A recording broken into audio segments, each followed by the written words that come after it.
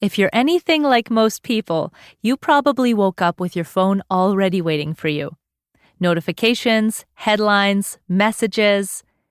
By the time you've made coffee, you've already seen more information than some of your ancestors would have encountered in a week. The average person now consumes 6.5 hours of screen time a day, and global surveys show stress, worry, and sadness have all risen steadily in the last decade. Many adults describe feeling more anxious, more exhausted, and less hopeful about the future than they did in previous years. So if your inner world feels loud, you're not imagining it. We're living in an always-on environment. Your phone is always on, the news is always on, work chat is always on. Your nervous system has almost no chance to fully power down, so it lives on a low-grade state of alert. Outer noise, inner noise, emotional static, spiritual pressure. Just think about your last 24 hours. Where has chaos and noise been showing up for you? Maybe it's your home. You're juggling caregiving, dishes, emails all at once. Maybe it's your calendar, packed so tight there's no white space. Maybe it's your newsfeed with one crisis layered on top of another. Or maybe the chaos is inside your own thoughts, looping at night, keeping you up. Most of us carry a secret belief that peace will come when the chaos finally stops, when the inbox is empty, when the to-do list is complete, when the relationship settles, when the world quiets down. And because the world doesn't quiet down, it's easy to conclude that peace simply isn't possible for you. But this is the paradox at the heart of the Advent season. The second week of Advent is traditionally associated with peace, and Advent doesn't arrive in a gentle, orderly world. It arrives among people under pressure, in a story full of fear and travel and political tension and uncertainty. Advent doesn't wait for life to become calm before it speaks about peace. Advent walks right in the middle of the noise and says, there's another way to live inside this. So if your life feels loud, you're standing in exactly the place where the mystery of Advent begins to do its work. This week, we'll explore a different kind of peace. Not the peace of a perfect morning routine, not the peace of an empty calendar, a deeper peace, a peace that can exist in the middle of unfinished conversations, unanswered questions, and a world that refuses to slow down.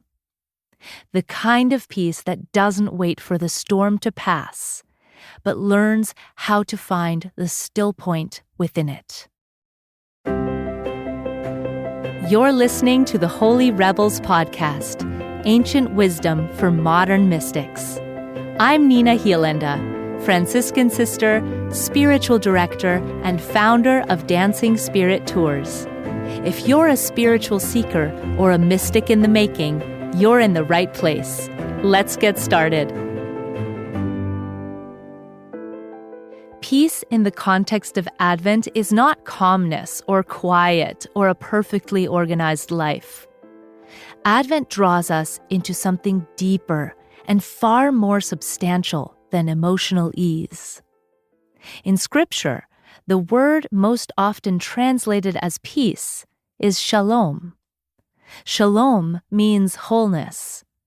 It's the sense that everything in you is aligned, integrated, and held together by God. Nothing is missing, nothing is broken. Shalom is a state where relationships, desires, and the inner world are arranged around love rather than fear. In the New Testament, the word for peace is Irene, and Jesus uses it in a way that seems almost unreasonable. He says, Peace I leave with you. My peace I give you, not as the world gives. Now, when he says this, he is hours away from the cross. And yet, he speaks of peace as something he can offer to his friends in a moment where nothing looks peaceful at all. This tells us something important. The peace of God is not circumstantial. It's not emotional sedation. It's presence. Saint Augustine once described peace as the tranquility that arises from a rightly ordered love. What he meant is that real peace comes when your inner world is no longer pulled in 1,000 directions by competing fears, desires, and demands. When love sits at the center of everything, the soul becomes steady. Most of us carry a picture of peace that looks like absence. Absence of noise, absence of conflict, absence of pressure, absence of anything that stirs the nervous system. It's the image that's sold to us in commercials. Soft lighting, a cup of tea, perfectly still mornings. But the more years I spend as a spiritual director, the clearer it becomes. We don't struggle with peace because we're failing. We struggle because our vision of peace is impossibly narrow. The cultural story says, when everything settles, then you'll have peace. But the mystical tradition says, peace emerges not when life becomes calm, but when love becomes central. Somatic therapist Peter Levine says, the body is designed to move through intense states, not live in them. In other words, lack of calm doesn't mean lack of capacity. It means that your nervous system is doing what it's designed to do. Neuroscience confirms this. Under stress, your body shifts automatically into survival mode, and no amount of spiritual willpower overrides biology. That's why the contemplatives never defined peace as calm. They understood what modern psychology now confirms. Calm is a state. Peace is an orientation. Calm depends on conditions. Peace depends on presence. And this is where we bump into the very human temptation of spiritual bypassing. There's a Buddhist psychotherapist named John Welwood who coined this term, spiritual bypassing, to describe the subtle ways that we use spirituality to skip over difficult emotions like grief, anger, anxiety, shame.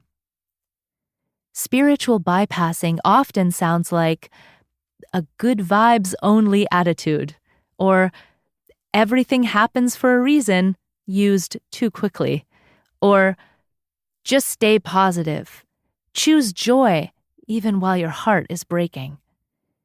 And these phrases can become shields against our own inner truth. As Welwood wrote, when we use spiritual ideals to rise above our emotional wounds, those wounds don't disappear. They simply go underground. The mystics agree.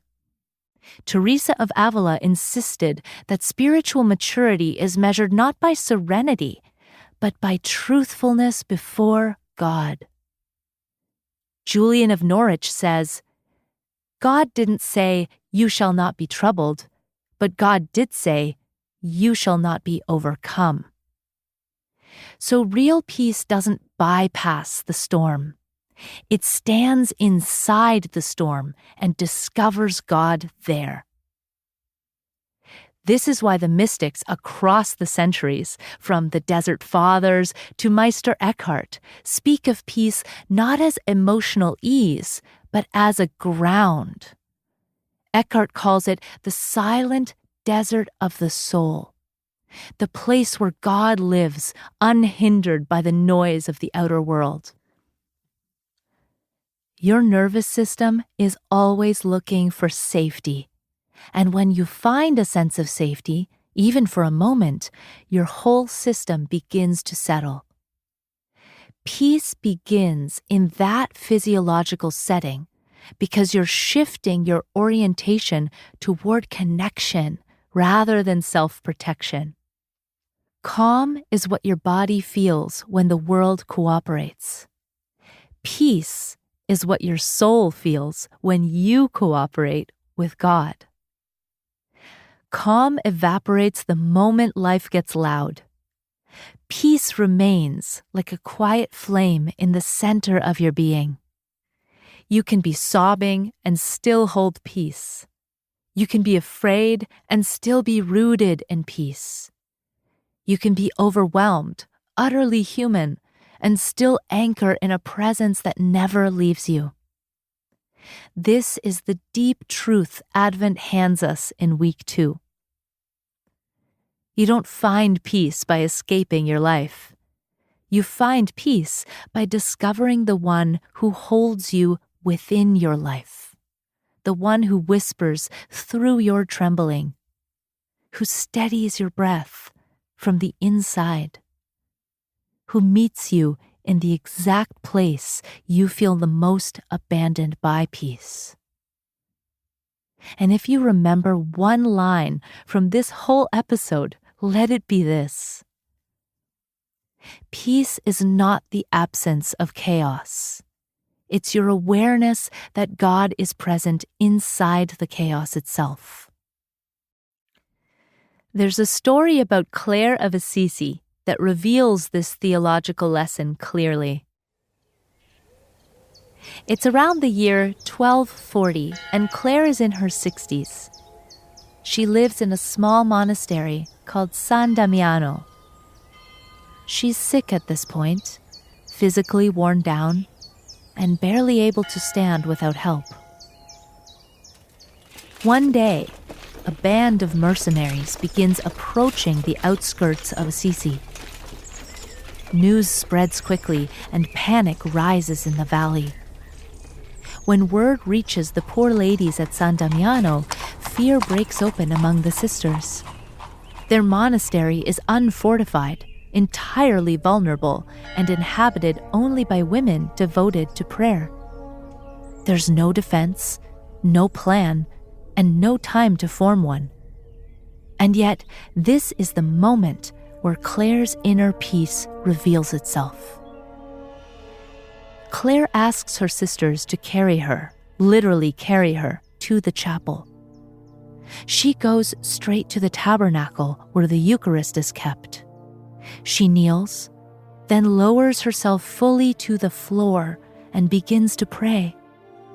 Not with panic, not bargaining, and not pretending she isn't afraid.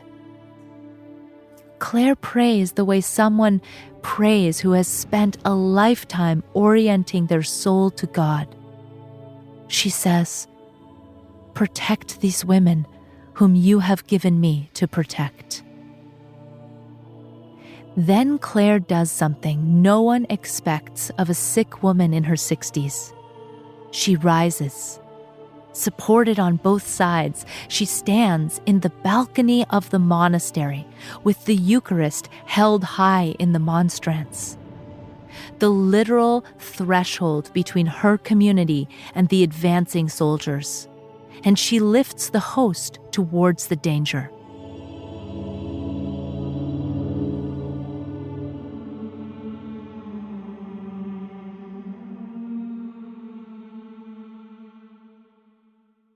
This is the entire theology of peace, made visible in a single human gesture. Peace is not the absence of threat. Peace is not emotional stillness. Peace is an orientation, the deep alignment of the heart toward God, even as fear trembles in the body. Everything about this scene looks fragile. Clare is sick. Her voice is faint, her hands shake, and the soldiers are coming. And yet, her orientation is unwavering. From a pure psychological perspective, nothing about this scene looks calm. And yet, in the Franciscan tradition, this moment is remembered as one of profound peace. Clare stands there, holding the Eucharist up toward the approaching soldiers, not as a magical object, but as a declaration of where her life is rooted. When the mercenaries see Clare, they suddenly hesitate, turn, and retreat. The story is often told as a miracle of the Eucharist, and it is that. But it is also a revelation of what peace looks like when it's not a feeling, but an orientation. Theologians like Augustine and Aquinas both describe peace as a kind of inner order, a tranquility that comes when our desires and loves are rightly arranged. Peace is what happens when your life is oriented towards the divine at its center, rather than towards control or the ego or fear. And that's exactly what we see in Clare. Her body knows fear. Her nervous system is likely flooded. But the deepest orientation of her soul has been trained over years of prayer and surrender to lean towards God when it's in trouble. Peace is the way she leans while danger is present. And this is why Clare's story matters for us.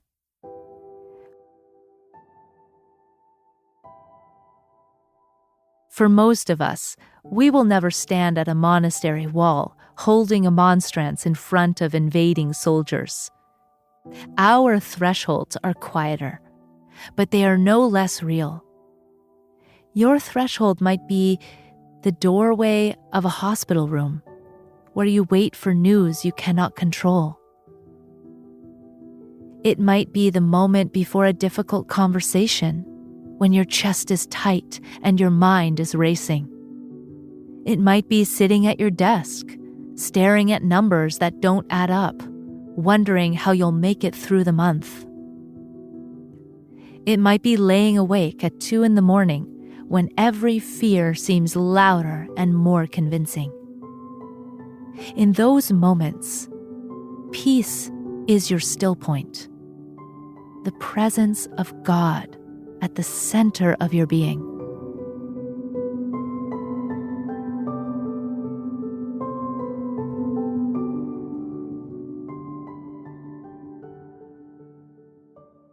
And this is the invitation for us in Advent Week 2.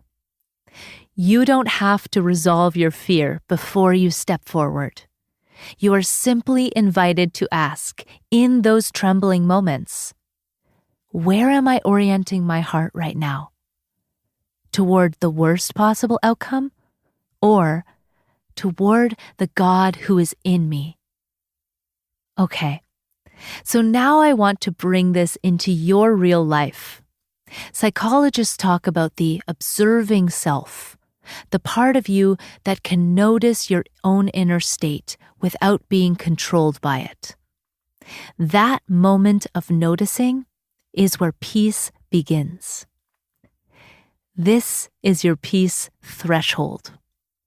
Your peace threshold is the instant that you become aware, oh, I'm starting to leave my center.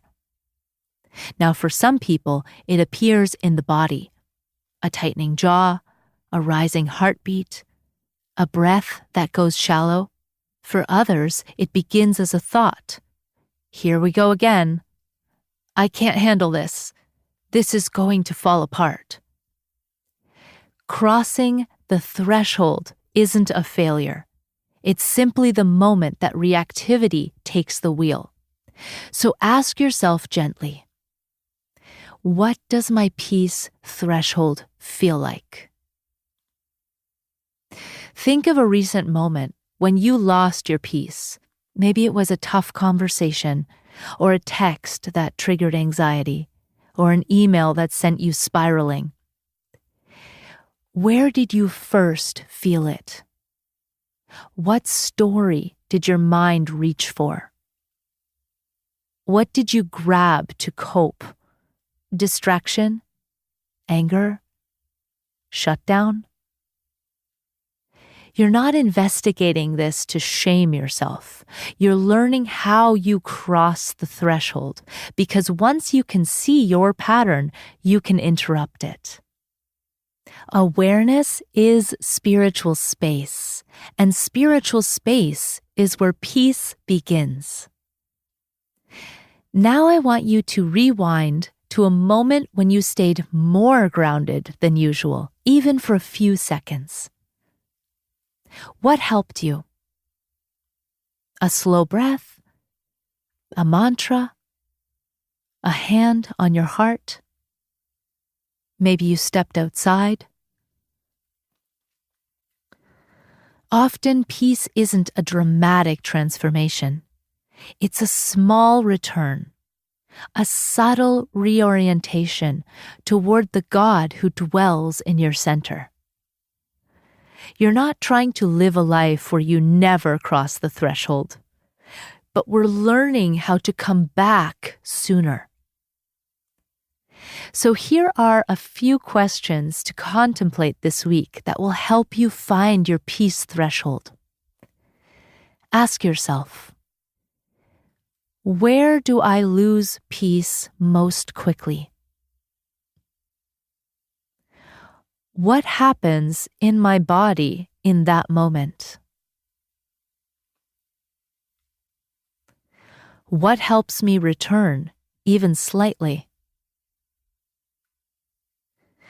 What is one simple, honest practice I can lean on this week?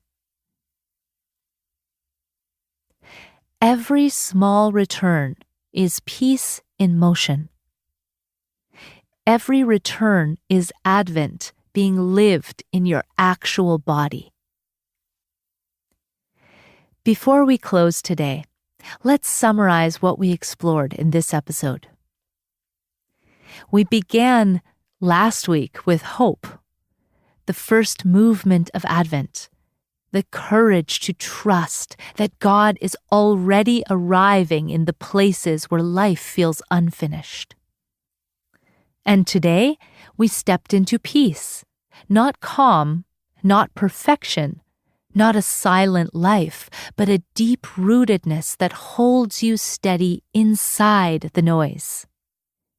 So hope opens the door, and peace teaches you how to walk through it. Peace is not the absence of disturbance. It's the presence of God inside the disturbance. We talked about the importance of noticing your peace threshold, the moment you start drifting away from your center, and how to gently return. And through Claire's story at the threshold of San Damiano, you saw that peace is not a feeling that you wait for. It's an orientation you choose when fear knocks at your door. This is the heart of Advent Week 2. Now, if you feel called to take this deeper, beyond audio, beyond journaling, into your lived experience, I want to invite you to something special. In the coming year, I'll be guiding a pilgrimage of peace in Assisi, walking the same cobblestone streets where Francis and Clare learned trust, tenderness, courage, and surrender. Assisi is not just a place you visit, it's a spiritual atmosphere. Pilgrims often tell me when they arrive that their whole being exhales. So if you want to anchor these Advent energies in your body, in your breath, in your lived experience, this pilgrimage is a beautiful way to do it. You can go to dancingspirittours.com to learn more. Next week, and I'm so excited for this, we move into Advent Week 3, which is about joy. Not the surface level kind of optimism joy, but unshakable joy. The joy that Francis and Clare lived from. The joy that can exist right beside sorrow and hardship and still ring true. It's one of my favorite teachings in the entire series, and I can't wait to share this with you. For now, let me leave you with this blessing.